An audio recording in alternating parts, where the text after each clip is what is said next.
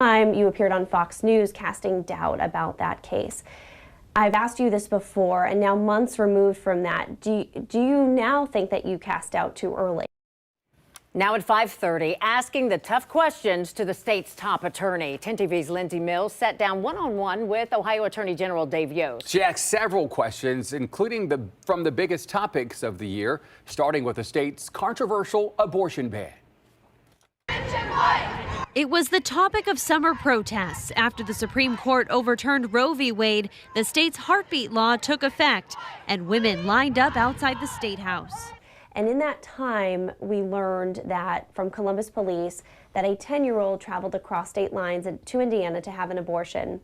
Now, prior to learning that from police, there had been an independent report from a local Indiana newspaper about that. And in that time, you appeared on Fox News casting doubt about that case. I've asked you this before, and now months removed from that, do you now think that you cast doubt too early?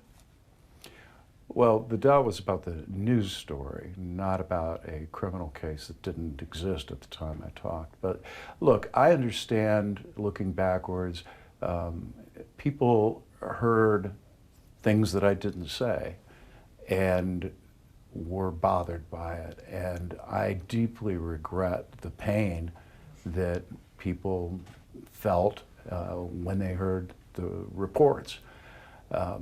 I am glad that this guy is in the dock.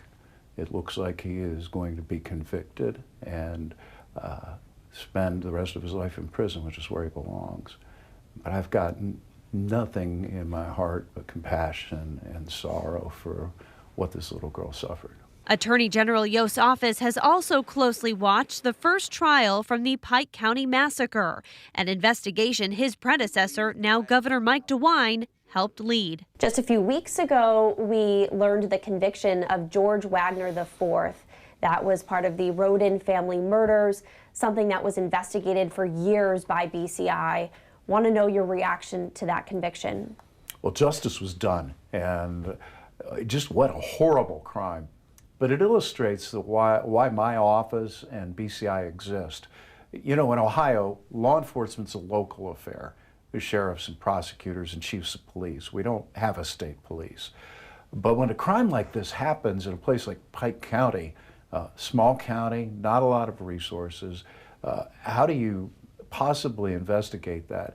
Justice shouldn't be dependent on how much money you have as a government. It shouldn't matter how many people are there to support the government's work. And there's no more important work than bringing murderers to justice. And I want to ask, looking to the future, what are your political aspirations? Will we see you eventually down the road, maybe throwing your hat in the ring for governor?